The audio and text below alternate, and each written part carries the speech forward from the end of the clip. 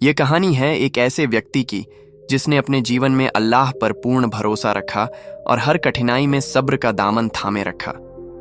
ये कहानी हमें सिखाती है कि अल्लाह की रहमत कभी खत्म नहीं होती और जो उस पर भरोसा रखता है वह कभी दुखी नहीं होता। बहुत समय पहले की बात है, बगदाद शहर में यूसुफ नाम का एक युवक रहता था। वह अपने माता पिता का इकलौता बेटा था और बचपन से ही बहुत नेक और दिन के रास्ते पर चलने वाला था। उसके पिता इब्राहिम एक अच्छे दुकानदार थे जो कपड़े का व्यापार करते थे। यूसुफ हर रोज फज्र की नमाज के लिए मस्जिद जाता और कुरान की तिलावत करता। उसकी माँ आयशा एक बहुत ही नेक और परहेजगार महिला थीं जो पड़ोसियों की मदद करने में हमेशा आगे रहती थीं। यूसुफ जब 20 साल का हुआ तो उसके पिता ने उसे अपने व्यापार में शामिल कर लिया। यूसुफ बहुत मेहनती था और अपने काम में ईमानदारी से लगा रहता। वह कभी किसी ग्राहक को धोखा नहीं देता था और हमेशा सच्चाई के रास्ते पर चलता था। लोग उसकी ईमानदारी की तारीफ करते और उसकी दुकान पर खरीदारी करना पसंद करते थे। एक दिन दुकान पर एक गरीब बूढ़ा आदमी आया। उसके कपड़े फटे हुए थे और वह बहुत कमजोर दिख रहा था। उसने यूसुफ से कहा, बेटा, मेरे पास पैसे नहीं हैं, लेकिन मुझे अपनी पोती की शादी के लिए कपड़ा चाहिए। क्या तुम मुझे उधार दे सकते हो? यूसुफ ने तुरंत कहा, दादाजान, ये उधार नहीं बल्कि अल्लाह की राह में सदका है। आप जो चाहें ले जाएं। बूढ़े व्यक्ति की आंखों में आंसू आ गए और उसने यूसुफ के लिए दुआ की। कुछ महीने बाद यूसुफ के पिता बीमार पड़ गए। डॉक्टरों ने बताया कि उन्हें एक गंभीर बीमारी है और इलाज बहुत महंगा होगा। यूसुफ ने अपनी सारी जमा पूंजी इलाज में लगा दी, लेकिन उसके पिता का स्वास्थ्य सुधरने की बजाय बिगड़ता गया। एक रात यूसुफ के पिता ने उसे अपने पास बुलाया और कहा, बेटा, मेरा समय आ गया है। मैं तुम्हें कुछ वसीयत करना चाहता हूं। यूसुफ रोते हुए बोला, अब्बू, ऐसा मत कहिए, अल्लाह आपको शिफा देगा। उसके पिता ने कहा, बेटा, जीवन और मृत्यु अल्लाह के हाथ में है। मेरी यह वसीयत सुनो, हमेशा सच बोलना, नमाज कभी मत छोड़ना, गरीबों की मदद करना और अपनी माँ का ख्याल रखना। और याद रखो, चाहे कितनी भी मुसीबत आए, अल्लाह पर भरोसा कभी मत खोना। अगले दिन सुबह यूसुफ के पिता ने इस दुनिया को अलविदा कह दिया। यूसुफ और उसकी माँ बहुत दुखी थे, लेकिन उन्होंने अल्लाह की तकदीर को स्वीकार किया। पिता की मृत्यु के बाद पूरी जिम्मेदारी यूसुफ के कंधों पर आ गई। उसे व्यापार संभालना था और अपनी माँ का ख्याल भी रखना था। यूसुफ ने पूरी मेहनत से व्यापार को संभाला, लेकिन किस्मत को कुछ और ही मंजूर था। एक दिन बाजार में भयंकर आग लग गई। आग इतनी तेजी से फैली कि लोगों को अपना सामान बचाने का मौका भी नहीं मिला। यूसुफ की दुकान भी पूरी तरह से जलकर राख हो गई। उसका सारा माल, सारी पूंजी, सब कुछ खत्म हो गया। उस रात यूसुफ बहुत दुखी था, लेकिन उसने नमाज पढ़ी और अल्लाह से दुआ की। उसने कहा, या अल्लाह, तूने जो दिया था वह ले लिया। मैं तेरे फैसले पर राजी हूं, मुझे सब्र की ताकत दे। उसकी माँ ने भी उसे हिम्मत दी और कहा, बेटा, अल्लाह जिसे प्यार करता है उसकी परीक्षा लेता है। यह मुसीबत नहीं, अल्लाह की तरफ से एक इम्तिहान है। अगले दिन से यूसुफ ने मजदूरी करना शुरू कर दिया। वह निर्माण स्थलों पर काम करता, बोझा ढोता और जो भी काम मिलता वह करता, लेकिन उसने कभी नमाज नहीं छोड़ी और न ही अपने अच्छे आचरण को। लोग उसकी मेहनत और ईमानदारी देखकर प्रभावित होते थे। एक दिन यूसुफ एक अमीर व्यापारी के घर में सामान ढो रहा था। वह व्यापारी का नाम अब्दुल्लाह था। अब्दुल्लाह ने देखा कि यूसुफ बहुत ईमानदारी से काम कर रहा है और किसी भी चीज को हाथ तक नहीं लगा रहा, जबकि वहां कीमती सामान भरा पड़ा था। जब काम खत्म हो गया तो अब्दुल्लाह ने यूसुफ से पूछा, युवक, तुम कौन हो और यह मजदूरी का काम क्यों कर रहे हो? तुम्हारी बातचीत और व्यवहार से लगता है कि तुम पढ़े लिखे हो। यूसुफ ने पूरी कहानी सुनाई। अब्दुल्लाह बहुत प्रभावित हुए और बोले, मुझे एक भरोसेमंद व्यक्ति की तलाश थी जो मेरे काफिले का प्रबंधन कर सके। मैं व्यापार के लिए अलग अलग शहरों में सामान भेजता हूं। क्या तुम यह काम कर सकते हो? यूसुफ ने कहा, अगर अल्लाह ने चाहा तो मैं पूरी ईमानदारी से आपका काम करूंगा।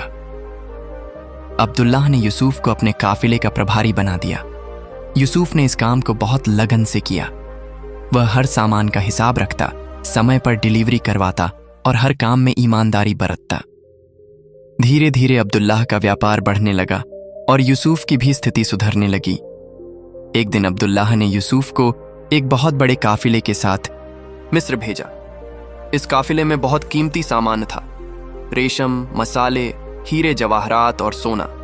यह व्यापार अब्दुल्लाह के लिए बहुत महत्वपूर्ण था। यूसुफ ने पूरी जिम्मेदारी से यात्रा शुरू की। रास्ते में रेगिस्तान के बीच काफिला डाकुओं से घिर गया।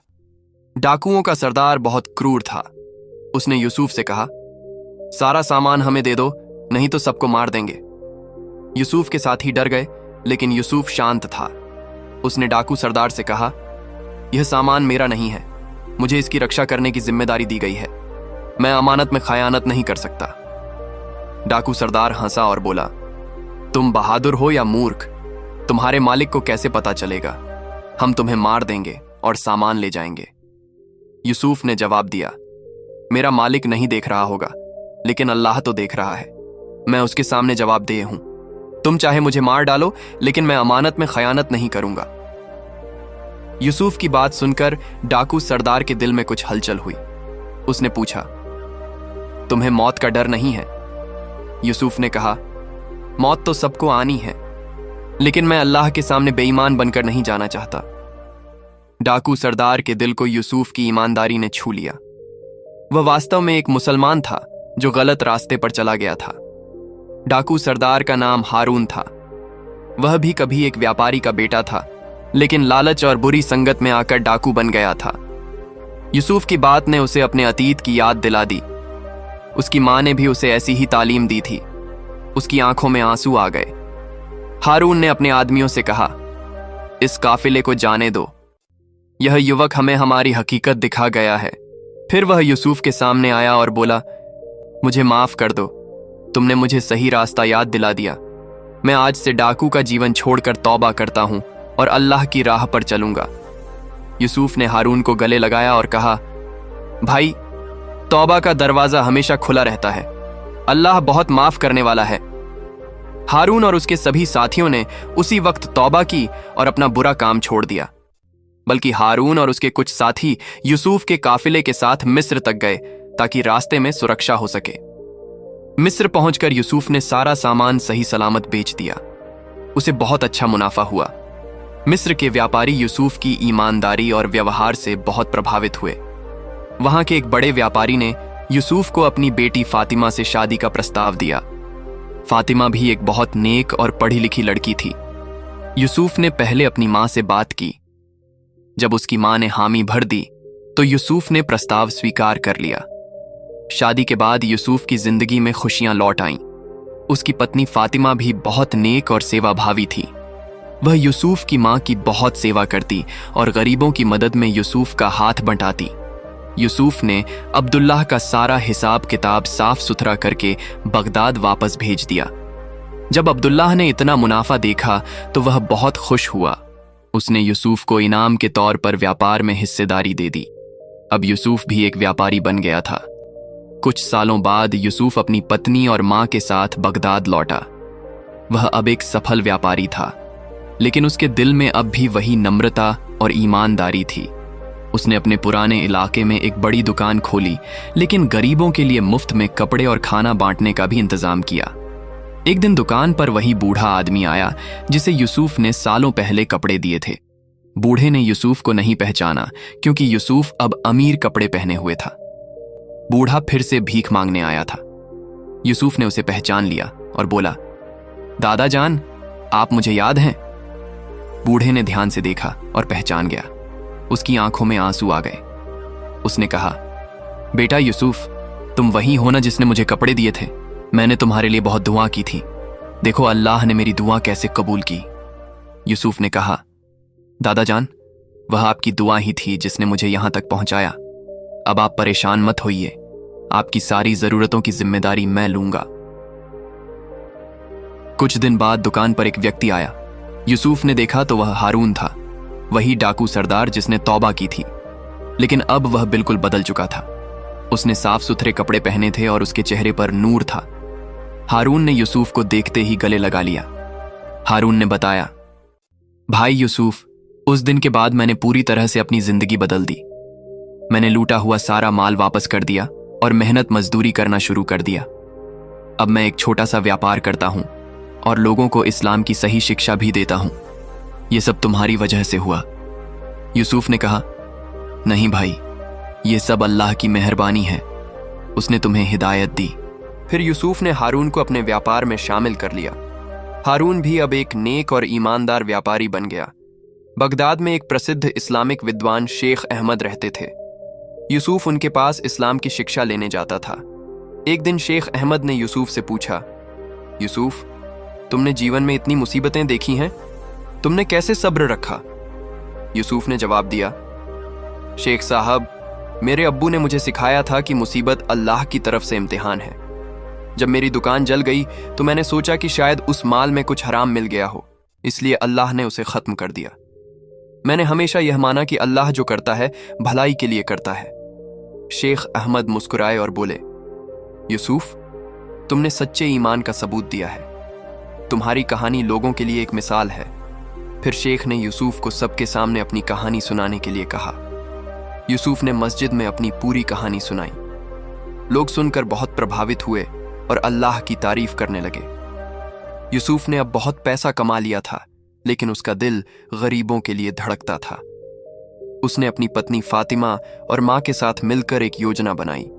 उन्होंने बगदाद में एक मदरसा खोला जहां गरीब बच्चों को मुफ्त में शिक्षा दी जाती थी।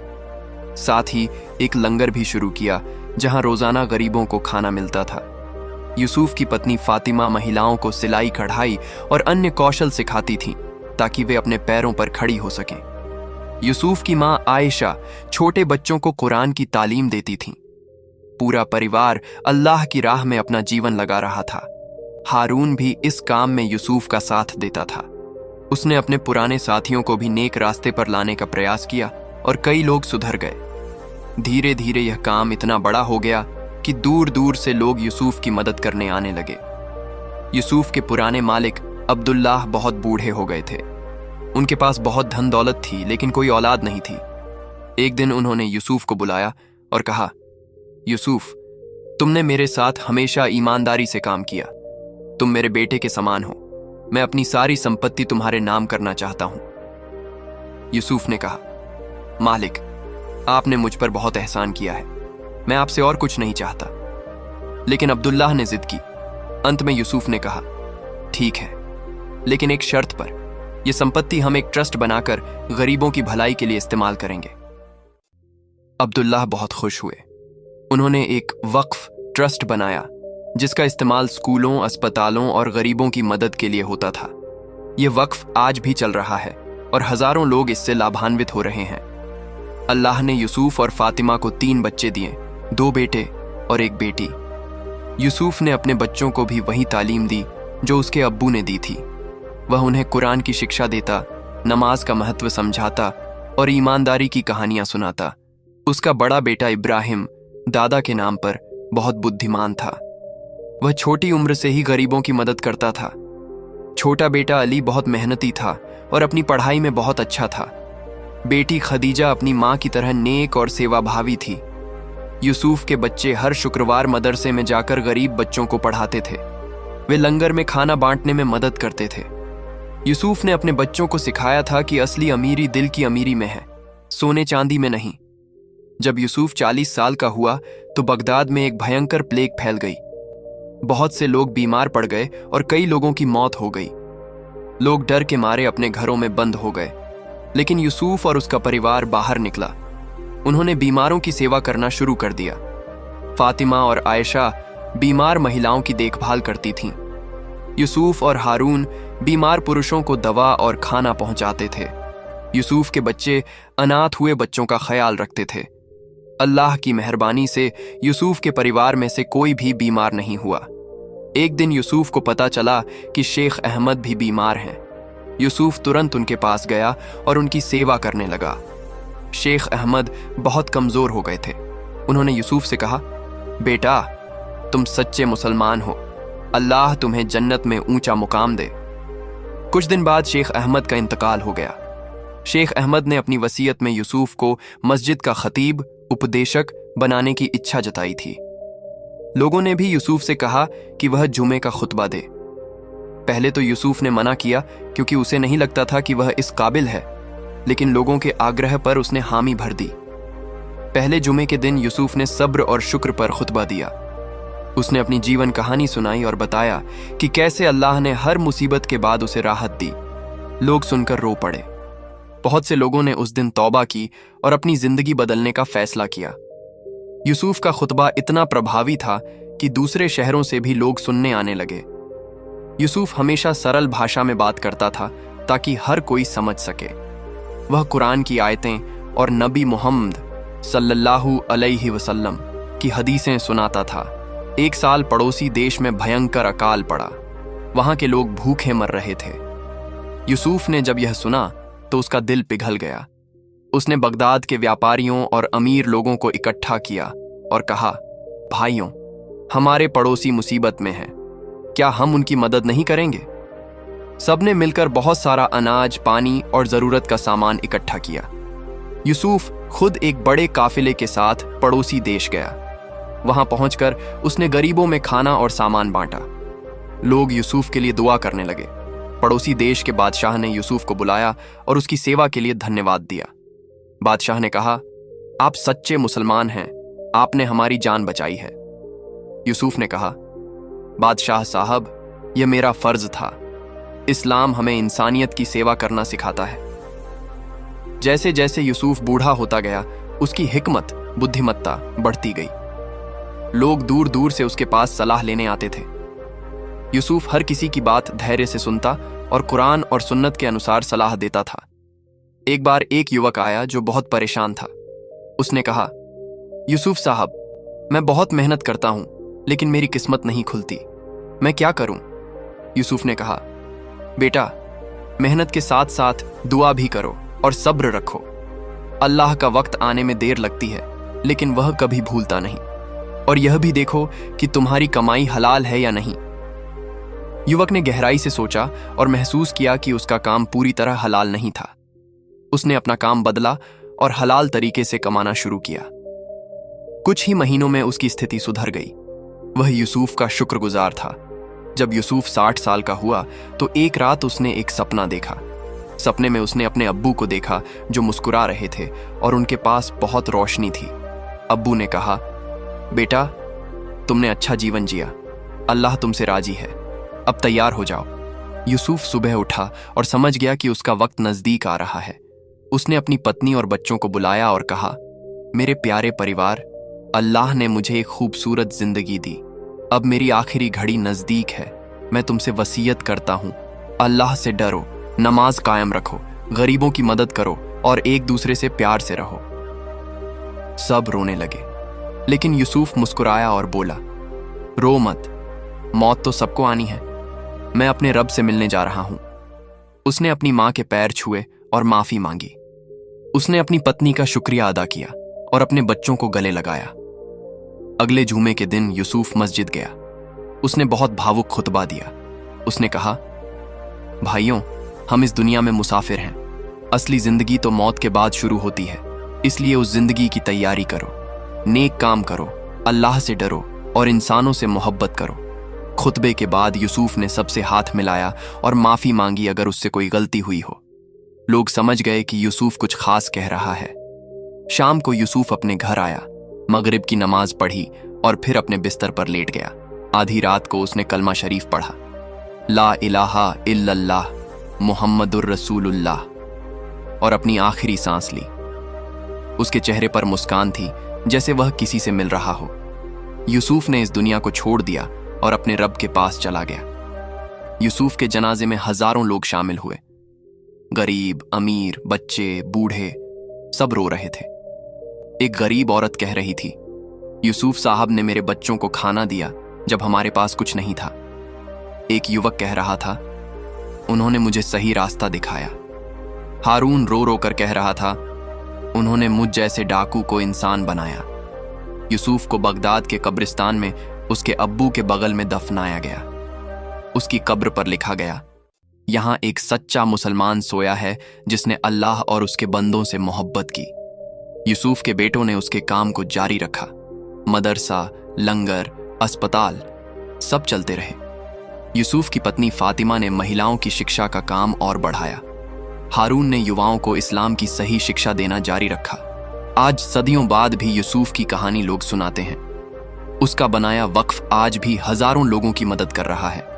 उसका मदरसा आज भी चल रहा है, जहां गरीब बच्चे मुफ्त शिक्षा पाते हैं।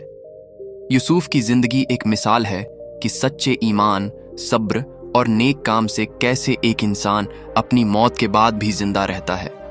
इस कहानी से हमें कई सबक मिलते हैं। अल्लाह पर पूरा भरोसा रखो। यूसुफ ने कभी अल्लाह पर से भरोसा नहीं खोया। चाहे कितनी भी मुसीबत आई हो, तो यह थी यूसुफ की कहानी। एक ऐसे इंसान की कहानी जिसने अपनी जिंदगी इस्लाम के तरीकों पर जी। उसने हमें सिखाया कि असली कामयाबी दुनिया की दौलत में नहीं, बल्कि अल्लाह की रजा में है। आज हम सब अपनी जिंदगी में देखें, क्या हम यूसुफ की तरह ईमानदार हैं? क्या हम मुसीबत में सब्र करते हैं? क्या हम दूसरों की मदद करते हैं?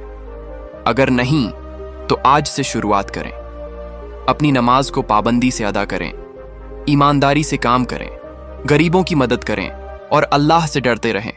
याद रखिए, यह दुनिया फना हो जाएगी, असली जिंदगी तो मौत के बाद है। इसलिए ऐसे काम करें जो आपकी कब्र में और आखिरत में काम आए।